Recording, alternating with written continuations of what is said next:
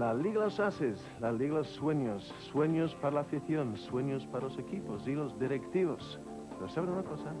Todo se ha decidido poco a poco, a lo largo de 42 jornadas. Y hace unos 50 minutos para repasar algo de lo ocurrido. Comenzó la Liga de los Ases poniéndonos los dientes largos. Una media de 3 tantos y medio por partido y varios de enorme calidad. Con tanta estrella metida en nuestra liga, esto tenía pinta de sentarse en el sillón y a disfrutar. La segunda conclusión de la primera jornada es que el cambio de aires le había sentado bien a casi todos. Luis Enrique se estrenó con el Barça, y nada menos que con 2 goles de cabeza. También marcaron Salazar con el Racing, Snyder con el Atlético de Madrid, y por partida doble Stoichkov, que parecía haber regresado a Can Barça con el instinto asesino intacto. Por cierto, el campeón empezó jugando la liga como local en el Bernabéu, mientras se acondicionaba la hierba del Calderón. Kiko, con su habitual sentido del humor, había dicho del estadio madridista: es verde, como los demás. Así que recogió un pase de Babel, apuntó a la escuadra del Celta y dejó el primer esbozo de lo que iba a ser una gran campaña. ¿Y el primer líder? El Tenerife de Heinkes, que empezó jugando bien y saldó su primer partido en el Heliodoro con un 6-0 sobre el Compostela. Y una novedad técnica: los asistentes de los árbitros estrenaban pulsador. Desde muy primera hora quedaron claras algunas cosas. Capello no quería ni a Bullo ni a Cañizares, y se trajo a Ilner, que cumplió sobradamente desde el principio. Secretario no parecía nada del otro mundo, y arriba el Madrid iba a estar a expensas del tridente Mijatovic, Šuker y Raúl. En el Barça también estaba todo claro desde el principio. Se había fichado el mejor del mundo, Ronaldo. También se veía que Robson no terminaba de saber muy bien cómo casar tanta figura. Para colmo, Cruyff se dejaba caer por la grada. Las comparaciones eran inevitables. También hacía estragos la ley Bosman. En Balaídos se jugó el derbi menos gallego de la historia. De los 22 jugadores que iniciaron el encuentro, 6 hablaban francés, 3 en lenguas balcánicas y 1 en hebreo. Gallego, solo Fran. Sería una constante toda la temporada. En las primeras jornadas el Betis ya avisaba de que iba a dar guerra. Al término de la cuarta era líder, con el Barça. Entre los ases cumplían los que uno se podía imaginar, y sobresalía Raúl. A este chico no le ciega nada, ni jugar con las estrellas ni contra ellas, ni estar fuera de sitio en una banda le da igual. 3 goles en las primeras 4 jornadas, y el premio que le llegaba rápido. Clemente lo llamaba para jugar contra la República Checa. También se apuntaban las primeras conclusiones provisionales. La primera era que el Extremadura lo iba a pasar mal. En las primeras 5 jornadas, 5 derrotas. También avisaba desde muy primera hora el Hércules. Y entre los primeros líos de la temporada, el de Romario en el Valencia. No acababa de entenderse con Luis y de hecho terminaría marchándose. Su relación pareció arreglarse cuando decidió darle la mano después de un gol en Mestalla. Pero a pesar del gesto y de los goles que mostraban su calidad, al poco abandonó. Y así estábamos cuando en la Romareda apareció Rafa, acompañando a Mejuto. Vaya, joder, Rafa. Cago en mi madre. ¿Expulsión de quién? Fuera. Le da un golpe en la cabeza por acá. Claramente. ¿Qué número?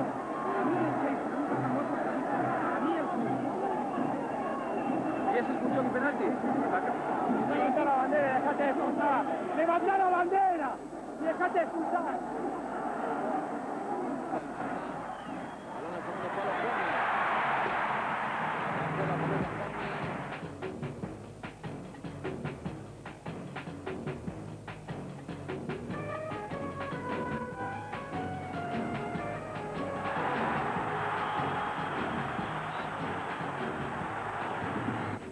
Lo del Sevilla daba mala espina. 5 partidos, 4 derrotas, y en la quinta jornada le tocó encajar 2 golitos en su partido en Logroño. El 2 de octubre tuvimos la primera jornada en miércoles. Habría 4 más, y por cierto, fue jugosa. El Madrid, que ganó por 2-0 al Español, se situó como líder, con los mismos puntos que el Barça.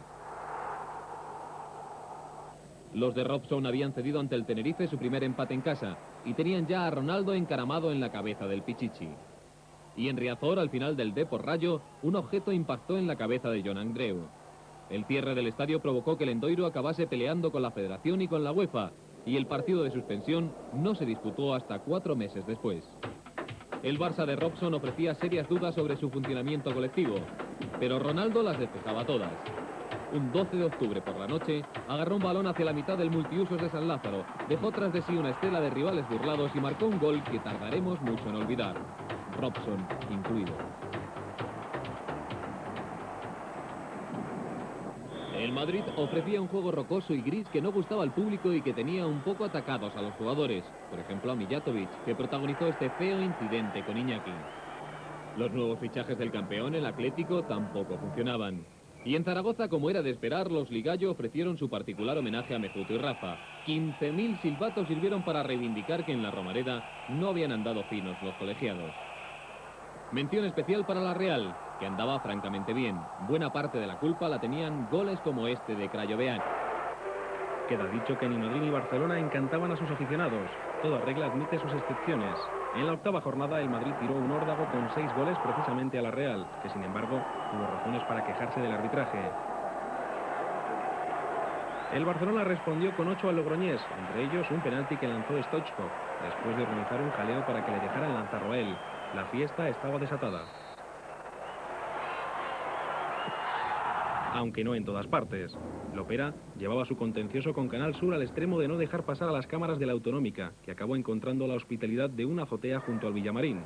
Los goles de Alfonso, que tenían encantada media España, se veían, pero desde lejos. En Riazor, cierres del campo al margen, se soñaba con el título. Brotaba magia a espuertas de las botas de Rivaldo y Martins. Lujo por todas partes, y la sensación de que 3 temporadas después de aquel célebre penalti de Djukic, Lendoiro había conseguido reunir a la mejor plantilla de la historia del club. Por entonces, un equipo empezaba ya a llamar la atención por encima del resto. No era otro que el Valladolid. Vicente Cantatore lo había cogido la liga anterior, aparentemente para administrarle la extremaunción. Ante el asombro de muchos, logró salvar la categoría, y en la Liga de los Ases estaba consiguiendo más de lo que nadie esperaba. En la jornada 11 ocupaba el segundo puesto. La posibilidad de que el equipo, entre taconazos y rabonas, se metiera en la UEFA parecía remota. Puede que solo Cantatore confiase en ello, pero al final tuvo que darle la razón. Luis Aragonés ganaba su pulso contra Romario. El brasileño se quedaba fuera de las convocatorias, pero el equipo seguía ganando con goles como este, del Piojo López, que acertó desde el centro del campo. El Athletic de Luis Fernández era ya un equipo a seguir. Se había decantado descaradamente por el fútbol ofensivo, aunque tardó 9 jornadas en hacerlo. En la novena, el Athletic recibía al Tenerife de un viejo amigo de la catedral, Jupp Heynckes. Ese día los de Luis Fernández ganaron por 2-0. Julen Guerrero cerró una racha de más de 800 minutos sin marcar. 5 meses sin ver puerta. La jornada siguiente, el Athletic ganó por 6-0 al Logroñés, con 3 goles de Guerrero. Empezaba el camino a la UEFA. Ese mismo día cayó Lotina, el primero de una larga lista de entrenadores destituidos. Y en la jornada 8, noticia: Extremadura 2, Zaragoza 1, primera victoria de los extremeños en la máxima categoría. Malos tiempos también para Víctor Fernández. En la Romareda se había esfumado la magia. Madrid y Barça seguían repartiendo la de cal y la de arena. Las de cal las ponía casi siempre Ronaldo, elevado definitivamente a los altares. Las de arena llegaban del banquillo. 3 días antes, Robson la había montado en Sevilla, aunque ganó 0-1. ¿Dónde estaba el problema? Por ejemplo, en que Pichi entró por Stoichkov y solo 20 minutos después fue sustituido por Nadal. Y el Barça acabó jugando con 5 centrales: Couto, Popescu, Blanch, Abelardo y el propio Nadal. En una línea similar, Capello dejó una declaración de intenciones frente al Compostela. Mal partido resuelto con toques de clase de Raúl y Mijatovic. Y una tónica que se repetiría muchas veces. Con 0-1 entra Lasa por Zucker. Con 1-2, Fernando Sanz por Mijatovic. El Depor aguantaba el tirón, a costa, por ejemplo, del Zaragoza. La situación de uno y otro equipo quedaba meridianamente explicada en este gol de Martín Vázquez.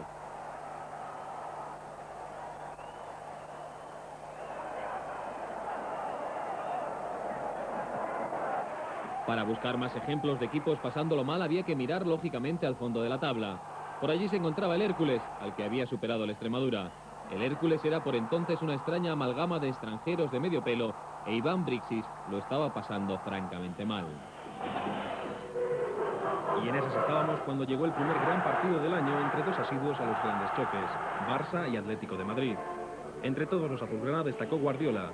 estaba en todas, dio pases perfectos y protagonizó junto a Kiko una de las imágenes del encuentro y de la Liga. Discutían la posible expulsión de Molina cuando en medio de la intensidad del encuentro se fundieron en un abrazo.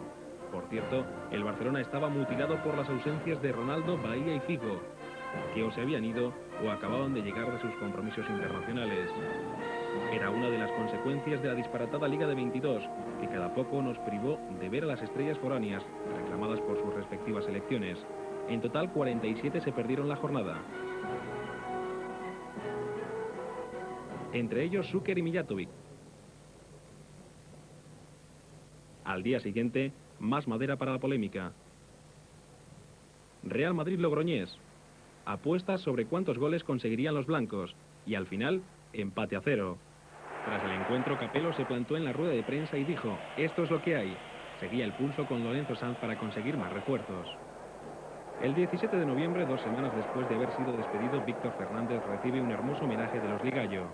Por cierto, el Atlético ya funcionaba por entonces y Caminero sumaba partidos y goles después de un comienzo más que dubitativo. El Atlético acabó por ser el mejor equipo de noviembre. Vaquero se despedía del Barcelona con una goleada al Valladolid y Bebeto fichaba por el Sevilla. Era un paño de agua caliente que al final se volvería contra el presidente. Junto a Víctor Fernández había caído Iván Brisis del Hércules y Luis Aragonés estaba a punto. En Mestalla le recordaban los nombres de Romario y Viola. Todo estaba listo para el relevo de Valdano.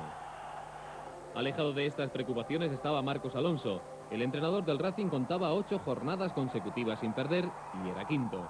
En el Sardinero también se soñaba con la UEFA. Marcos, más realista, rebajaba las expectativas. El tiempo le dio la razón. Otro metido en líos, José Antonio Camacho. Su Sevilla recibió 4 goles en Vigo y los jugadores ofrecían una imagen descorazonadora. El presidente seguía sin aparecer por el palco.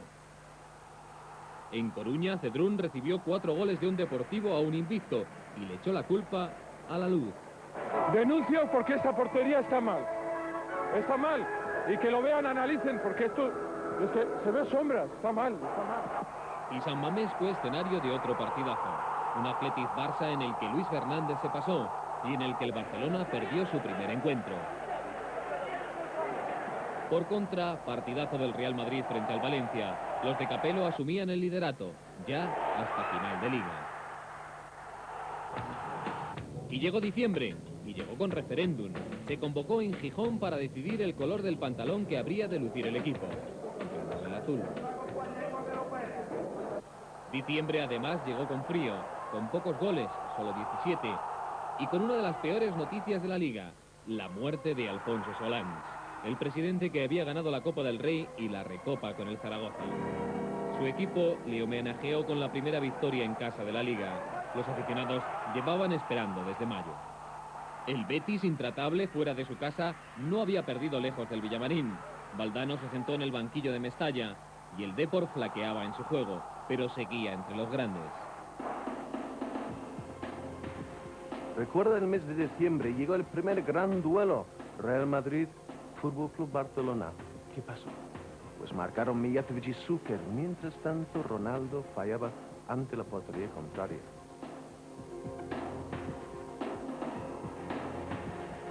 Diciembre tenía una fecha señalada con colores en el calendario. El partido del año, del siglo o del milenio. La batalla de los ases, la guerra de las estrellas. Colas ante taquillas con varios días de antelación. O sea, el primer Real Madrid-Barcelona de la temporada. 2-0, con goles de Šuker y Mijatović y un Ronaldo negado ante la portería rival.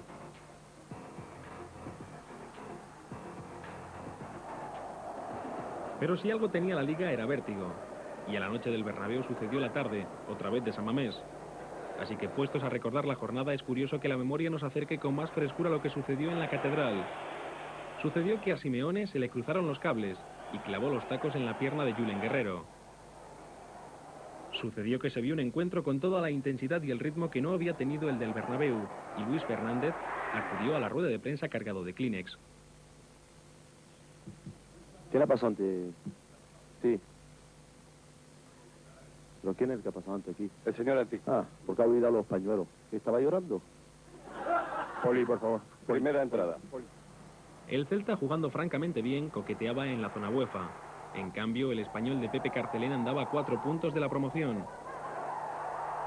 Esa jornada ganó al Zaragoza, que ocupaba puesto de descenso y se llevó una prima de 10 millones, pero el público no estaba contento, ni Lara tampoco. El editor se aburría soberanamente en el palco. Después del derbi, la liga se tomó un respiro, aunque breve. Supimos que el vencedor Capello, reconfortado por el triunfo, había hecho amistad con Victorino e inauguraba afición a los toros. Supimos que Robson, para cerrar la herida del Bernabéu, conseguía fichar a Munique. Con el tiempo nos dimos cuenta de que el remedio había sido peor que la enfermedad. Y de paso se abrió el mercado de invierno. Llegaron entre otros de Roberto, Leandro, Conrad, Nucci, Navarro Montoya, Consensado. A cambio, despedimos a Salinas, que partía rumbo a Japón.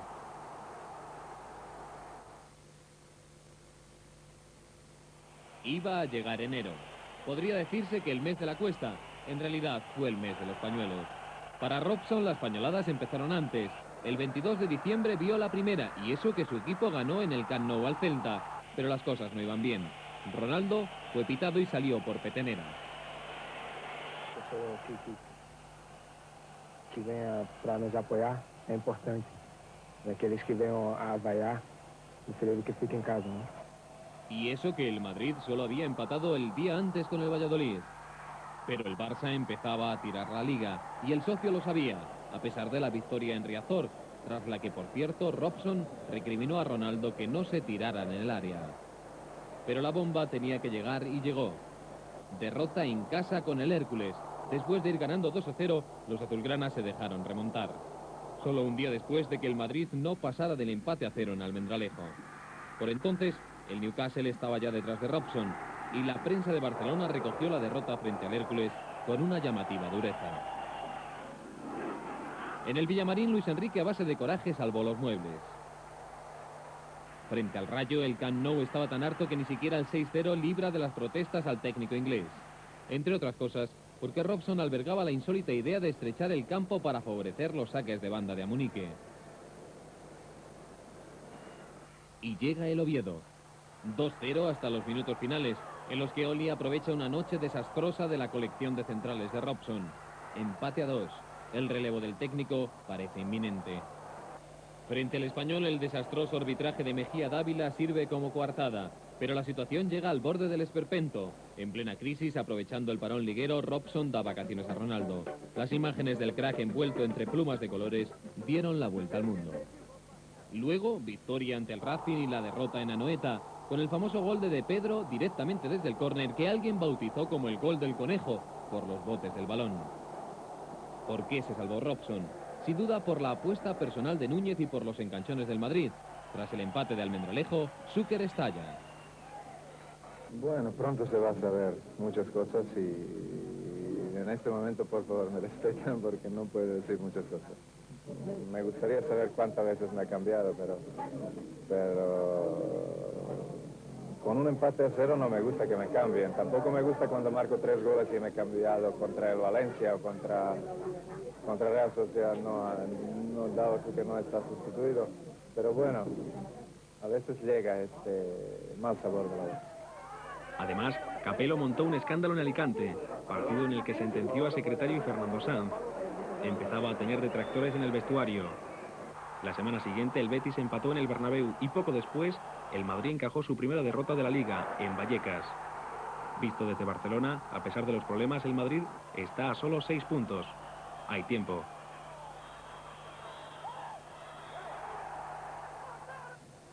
Claro, que visto en la distancia ese periodo tenía una fecha decisiva. El 18 de enero, derbi en el Manzanares, al que el Madrid ya llega como campeón de invierno. Se adelanta el Atlético con gol de Kiko, pero surge imponente la figura de Raúl. Hace el gol del empate y luego recorta, quiebra, regatea, busca y encuentra. 1-2. El equipo se ha quedado con 10, sin Zúquer y Mijatovic, pero da igual. Raúl es el mariscal de campo. 2 asistencias suyas aprovechadas por Seedorf y Víctor sentencian el choque.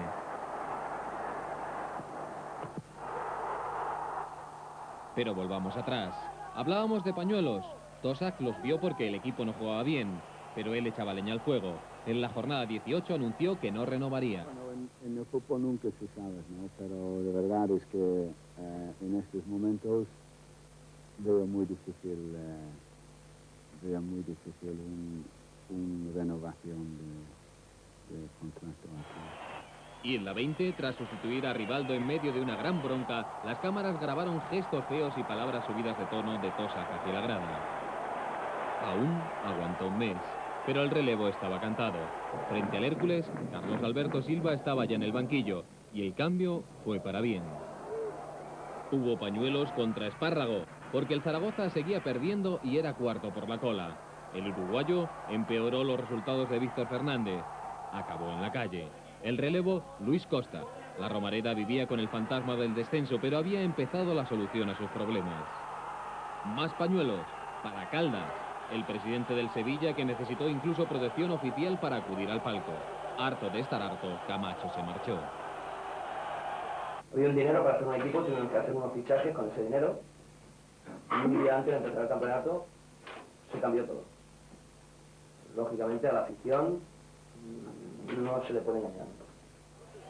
Y Bilardo, su sustituto, solo aguantó 4 jornadas, aunque antes dejó alguna perla, como empapelar la Romareda con carteles para solventar una antigua querella. Y mientras Caldas, aferrado al cargo, provocando imágenes bochornosas en Nervión. ¿Más pañuelos? Sí. En Alicante contra Aniceto Benito, el presidente. Había prometido 1.500 millones de pesetas en fichajes que no se veían por ningún lado. Allí nació el grito de Aniceto Pesetero. Y para cerrar la cuesta de enero, que se prolongó hasta mediados de febrero, pañuelos. Pañuelos para Floro, por lo mal que iba el equipo y por sus despistes. En la jornada 23 puso a 5 extranjeros en el campo. Para Valdano, porque el Valencia tampoco reaccionaba.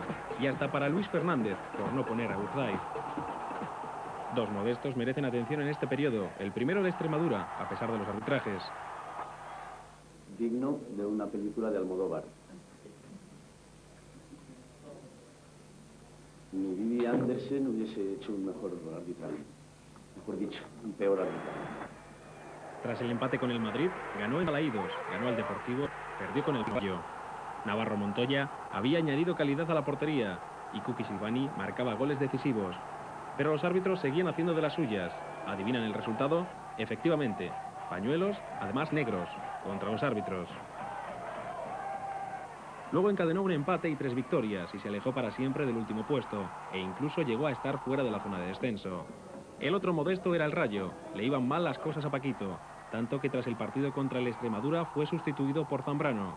Caso curioso, doña Teresa estimó que el equipo, 2 puntos por encima de la promoción, necesitaba un revulsivo. Zambrano vivió su momento de gloria frente al Madrid, pero aguantó un mes y se marchó con el equipo en la zona de descenso directo. Tras él, Máximo Hernández acabó perdiendo la promoción, o sea que Paquito no era tan malo. ¿Le iban a alguien bien las cosas? Pues sí, por ejemplo la Real, que en la jornada 20 sumaba 20 puntos sobre 24 posibles y ocupaba el 4º puesto. O al Logroñés, precisamente el equipo que una semana después paró la Real. Los riojanos, tras despedir a Líber Arispe, habían recurrido a 2 recetas familiares: los golpes en el pecho de Aimar y la casta del Tato Abadía. Y de repente la Liga se estabilizó. Entre finales de febrero y mediados de abril, igualdad en la cabeza. El Barça golea al Zaragoza con 3 goles de Ronaldo. Y el Madrid golea al Oviedo, con 3 goles de Súquer. Depor y Betis aspiran aún a meterse muy arriba. Se enfrentan en Riazor y los de Silva le hacen encajar a los béticos la primera derrota lejos de su estadio. La penúltima sacudida llegó una semana después. El Barça pierde 4-0 en Tenerife y el desconcierto llega al punto de que Ronaldo pide explicaciones al banquillo. También podría habérselas pedido a César Gómez, el único defensa que consiguió anularle en los 2 partidos en los que se enfrentó a él. El Barça queda a 9 puntos del Madrid y Núñez empieza a dejar caer que este es un año de transición. Para compensar, el diario AS desata la bomba de la temporada. Capello quiere irse. El Madrid gana 0-2 al Español, pero se siente desorientado. En la jornada 28, Robson se acuerda de la Peña. Lopelaz se quedará en la alineación para el resto de la Liga. El Barça juega bien y golea al Compostela. Y el Depor se exhibe ante el Oviedo. Rivaldo y Renaldo fabrican un gol para no olvidar. Entre semana el partidazo. Barcelona 5, Atlético de Madrid 4. El Barça recupera confianza. Y el domingo, victoria apurada en Logroño. Un magistral pase de la Peña sirvió para que Amunique hiciera lo único positivo de su estancia en el Barça. El Madrid gana 1-2 en Anoeta. Raúl vuelve a desatar el partido. El Betis reaparece en la lucha por el título. Entre semana ha recuperado el encuentro aplazado ante el Sporting. En 3 partidos, Alfonso acumula 8 goles. 3 al Atlético, 2 al Sporting y 3 al Rayo. El Betis tiene los mismos puntos que el Barça y el Depor, que lleva 5 victorias consecutivas, está 2 por debajo. En plena explosión de la cantera azulgrana, Óscar marca frente al Sevilla a pase de De la Peña. El Madrid vence por 2-0 al Zaragoza. El Betis, en el que el Opera ha agravado el conflicto con Canal Sur, vence por 4-0 al Oviedo y el Depor gana con apuros al Racing. El domingo siguiente empatan los 4, el Barça en Valencia, el Madrid con C. Roberto como titular en Tenerife, el Betis contra el Español y el Depor en Anoeta, después de un sonoro error de concentración de Songo. Rivaldo lo enmienda con un impresionante lanzamiento de falta. Llegamos a la 32. Ligeros cambios. El Barça golea al Sporting y De la Peña se sigue luciendo. Pincha el Betis, que deja escapar un empate en el Villamarín frente al Racing. Y pincha sonoramente el Madrid, que empata a 0 en el Bernabéu contra el Compostela. Rivaldo aguanta el tirón del Depor, pero el equipo de Carlos Alberto Silva claramente ha perdido gas. Y la semana siguiente, el descolgado es el Depor, que cae en Tenerife a pesar de los lujos de Rivaldo. El Betis gana a última hora en Anoeta. Y el Barça, aparentemente recuperado, gana en el Manzanares en un partido inmenso de Ronaldo y De la Peña. El brasileño logra 3 goles y a esas alturas le saca 5 a Alfonso. Y gana el Madrid en Logroño por 0-2, aunque de lo que nos acordaremos es del lío de los madridistas para lanzar las faltas. Capello se fue a casa masticando una situación comprometida. No salió a su gusto ni una sola de las jugadas a balón parado de las que dispuso el Madrid, a pesar de su afán por dejar las cosas claras.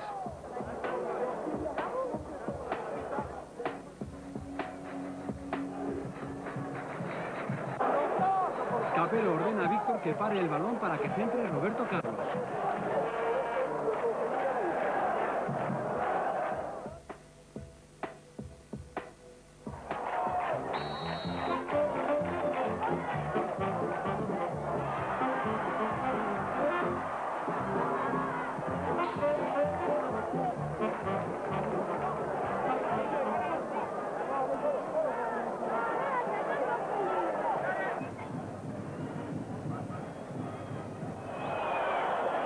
Capello ordena que Mijatovic mire y que dispare Roberto Carlos.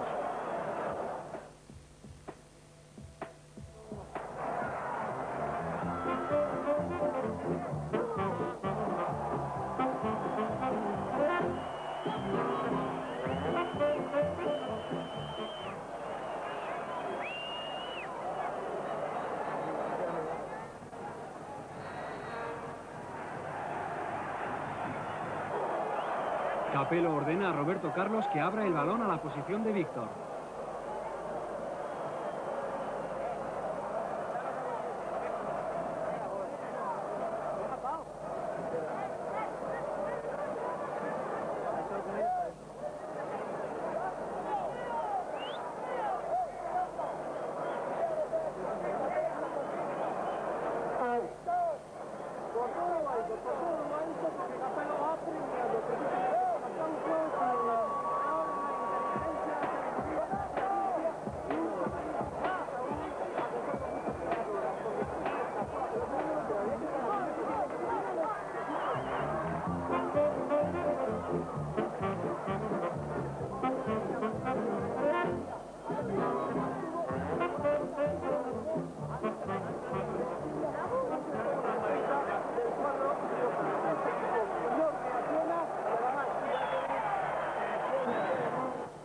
En ese mismo periodo, el Valladolid prepara su candidatura europea, que lanza a partir de una victoria por 3-0 frente a la Real.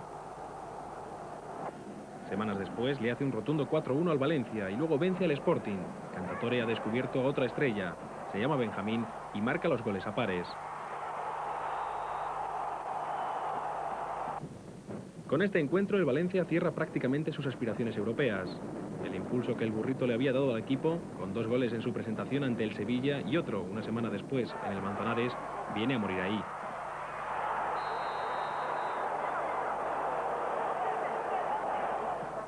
El Zaragoza de Luis Costa pega un arreón que le salva la vida. La reacción empieza con una victoria ante el Valladolid que tuvo su aquel. Volvía Mejuto a la Romareda. y los ligallos le recordaron su paso por allí en la primera vuelta.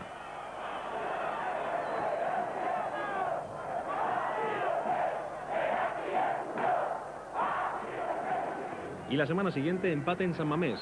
El partido dejó una de las situaciones más lamentables del campeonato, el petardo que le estalla en la cara a Conrad, casi recién llegado del Casino Salzburgo. Afortunadamente no tuvo mayores consecuencias, salvo que unas semanas después el Athletic tuvo que organizar su partido contra el Sevilla en Anoeta. La catedral estaba cerrada. Por abajo, el Sevilla de Julián Rubio intenta el milagro. José Mari, su última estrella, gana el partido contra el Sporting de la jornada 29. El público llena el estadio, pero queda la sensación de que la reacción ha empezado demasiado tarde. 3 semanas después, Aimar hace un esbozo de tirar la toalla. El logroñés ha perdido 1-4 ante el Athletic y el técnico habla de errores infantiles. Hay otros nombres destacados. El de Caneda, que se harta a hacer desprecios a su técnico. William, joder. William, me dieron a Ramón Fabiano para secundar. Vuelvo a lo de siempre. ¿Qué andas viendo ahí? William.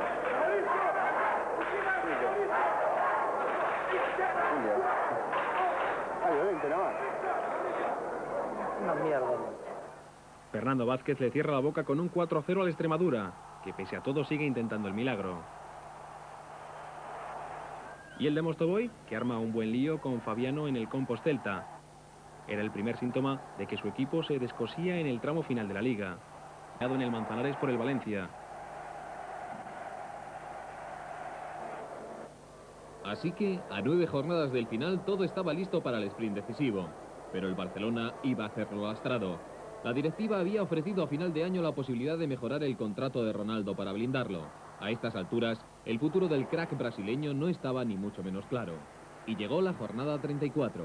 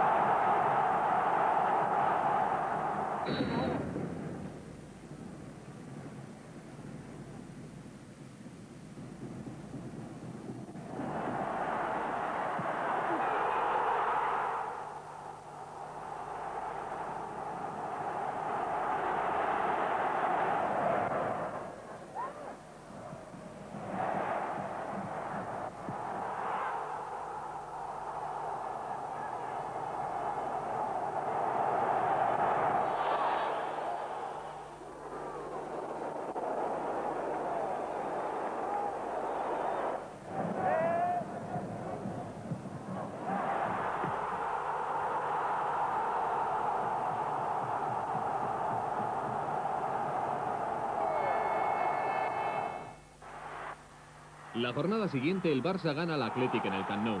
Otra vez Ronaldo comparece ante el gol. Y el lunes el Madrid pifia en Valencia. Empate a 1 y 8 puntos de distancia. Lo de Capello ya es oficial.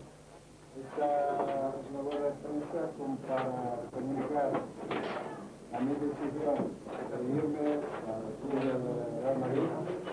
Al final de la temporada. Insultos al italiano y muchos apuros frente al Sporting, que se adelanta en el marcador.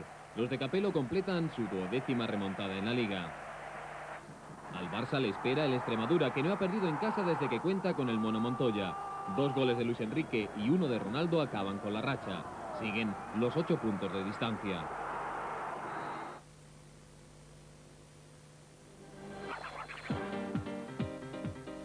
El día 10 de mayo de 1997, la gran revancha. El Barça necesita ganar. El Real Madrid le saca 8 puntos de ventaja. Esta vez sí, Ronaldo marcó. Pero también hubo otro gran duelo en el palco, esta vez bastante feo. Barça-Madrid, partido grande de expectación y colorido, aunque flojo sobre el campo. Casi al final de la primera parte, penalti de Roberto Carlos a Figo que todavía hoy se sigue discutiendo. Lanza Ronaldo que no tiene el día, rechaza a Ilner. El rebote llega hasta Figo que se la deja al brasileño para que empuje. De nuevo la liga cobra vida y el espectáculo que faltó en el campo se vio con creces en el palco.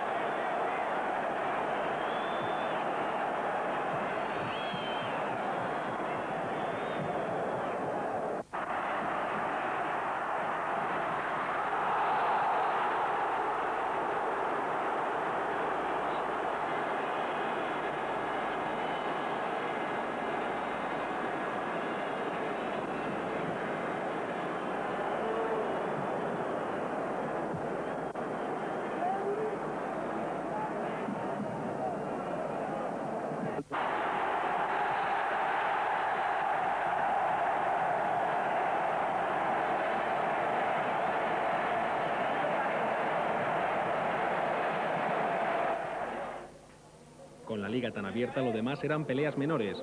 El Betis se había caído del sprint por la Liga de Campeones con un empate ante el Compostela y una derrota en las Gaunas. El Depor vivió en las jornadas 34, 35 y 36 de 3 goles de Rivaldo, los 2 primeros magistrales, frente al Compostela y frente al Logroñés. El tercero, una sobrada, un intento de penalti Panenka que Unzué no atrapó de milagro. Pero 2 empates consecutivos ante el Valencia y el Sporting dejaron al equipo sin opción a la Liga de Campeones. Volviendo a esa jornada 34, le costó el cargo a los 2 entrenadores de los equipos asturianos. Floro había perdido por 4-0 en San Mamés y fue relevado por Miguel Montes. Lillo cayó por 1-5 ante el Racing y fue sustituido por José Antonio Novo. Junto con Miera, que había cedido el cargo a Paco Flores unas semanas antes, completaban la lista de bajas en los banquillos de la temporada. El Atlético cerraba balance al viejo grito de Kiko, la solución. Fue la solución contra el Valladolid. Volvió a ser la solución contra el Athletic. Y dio la asistencia definitiva para que Roberto asegurara la UEFA en Anoeta, allá por la jornada 38. El Valencia también apuraba sus opciones. Valdano gastaba su última bala apelando en Alicante al orgullo de sus jugadores. Nosotros necesitamos ganar el partido. Y no se notó que necesitamos ganar el partido. Que se note más que necesitamos ganar el partido. Que haya una agresividad física, una agresividad mental, un deseo de la gente de arriba de ir a marcar gol. Que se vea que esto tiene la categoría de final para nosotros. Porque la tiene. Esta es una eliminatoria de Copa de Europa. Porque si no ganamos, no hay Copa de Europa. Pero tanto nadar para ahogarse en la orilla. 2 semanas después, una derrota por 3-1 en Vallecas ponía punto final a sus aspiraciones europeas. El Tenerife las había enterrado prácticamente el día que Henkes dijo que no seguía. Así que había 3 equipos por los 2 puestos restantes en Europa. Hubo que esperar a la penúltima jornada para dirimirlos. El Valladolid consiguió premio con una victoria sobre el Hércules y Cantatore salió a hombros, no merecía menos. Y el Athletic lo hizo al día siguiente con un gol de Guerrero frente al Depor. A la Real no le quedaba más remedio que esperar otra ocasión. La lucha por evitar el descenso alcanzó una intensidad terrible. 11 equipos luchaban por escapar de las 4 plazas de descenso y una de promoción en un final de liga plagado de enfrentamientos directos. A falta de solo 3 jornadas, el Logroñés es el primero en caer.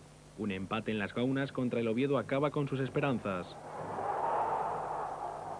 El sábado siguiente, la afición del Villamarín está volcada con el Sporting. Algún seguidor del Sporting no se cree lo que está viendo. Es surrealista, tío.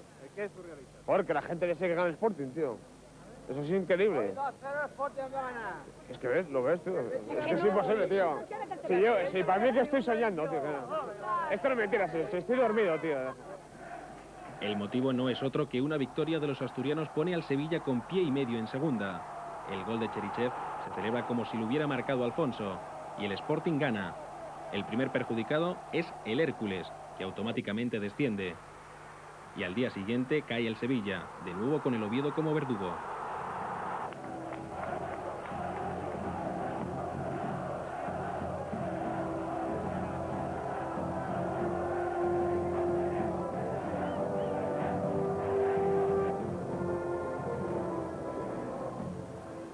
El Compostela se salva a 2 jornadas del final.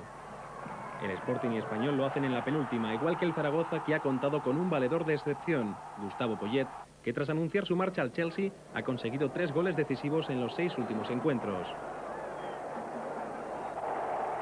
Oviedo y Celta no se van a ver a salvo hasta la última jornada.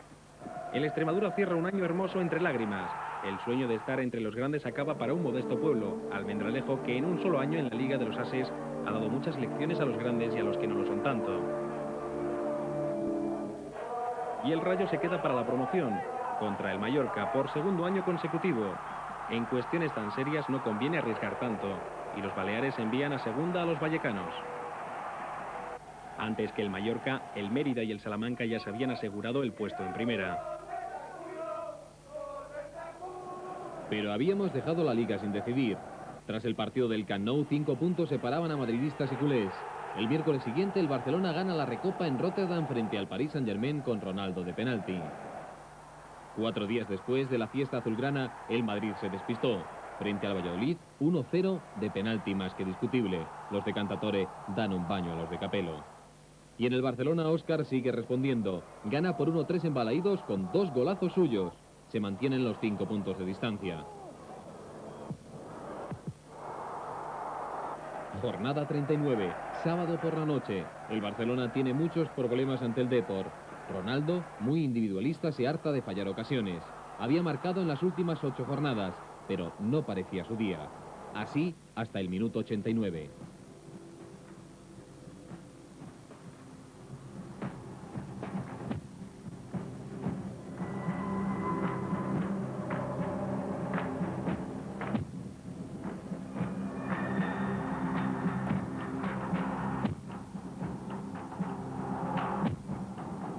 Era su gol número 34 en la Liga, el del adiós. Esperaba su selección. Se despedía dejando la presión en el bando madridista. Y la presión cristalizó en lo que el diario AS definió días después como Gindama. Gindama, miedo, canguelo o lo que fuera, el caso es que el Madrid cayó en San Mamés. Luis Fernández se había prendido la presión de Capello en la media, así que se saltó el centro del campo a pelotazos. Carlos García envió el balón a la red. El Barça estaba a 2 puntos. Pero si el Barça tuvo 2 años al Tenerife como aliado, el Madrid tuvo al Hércules 2 veces en un año. Núñez y Robson diseñaron una curiosa estrategia para preparar la jornada. El presidente, reunido con los representantes de Ronaldo, llegó a un supuesto acuerdo de renovación que anunció a bombo y platillo y que duró lo que un pastel a la puerta de un colegio. De camino se habían roto las negociaciones para renovar a Guardiola. Y a Robson, crecido, le da por enzarzarse con Giovanni, que también estaba lejos. El Madrid, que esperaba a la Extremadura, asiste incrédulo al disparate. El jueves Guardiola pone una nota de cordura y recuerda que hay que preparar el partido de Alicante, porque el equipo se sigue jugando la Liga. El objetivo es muy claro y muy sencillo, que tenemos un partido el domingo contra el Hércules de Alicante. Estamos a jueves y no hemos hablado en absoluto de ese partido.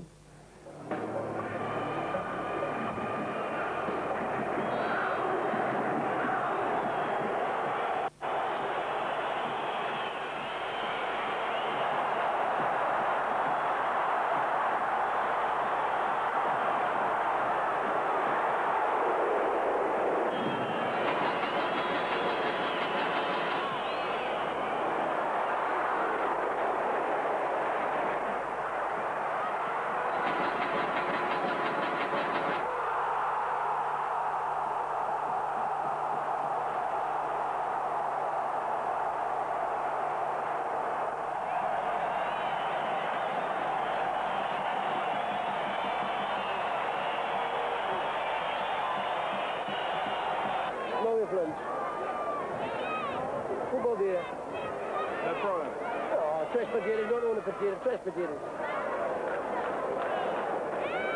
Depois a partida Real Madrid contra Atlético Madrid em Viga. São muitas partidas.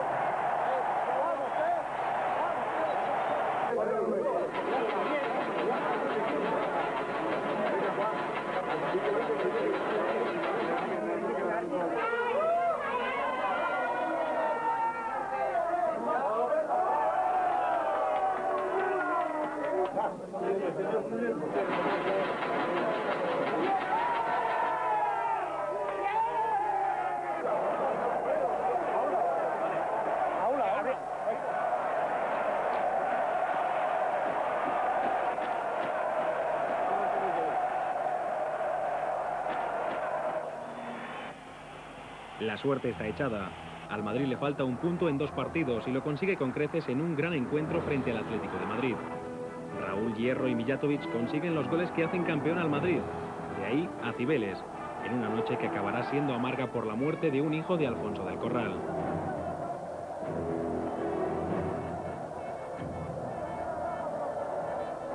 Lo que queda es anécdota. El Barça gana al Betis en un partido animado por un espontáneo.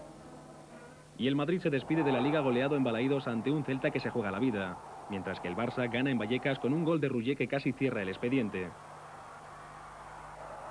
Al expediente le faltaba un epílogo, glorioso por cierto, una magnífica final de Copa, seguramente la mejor de los últimos años.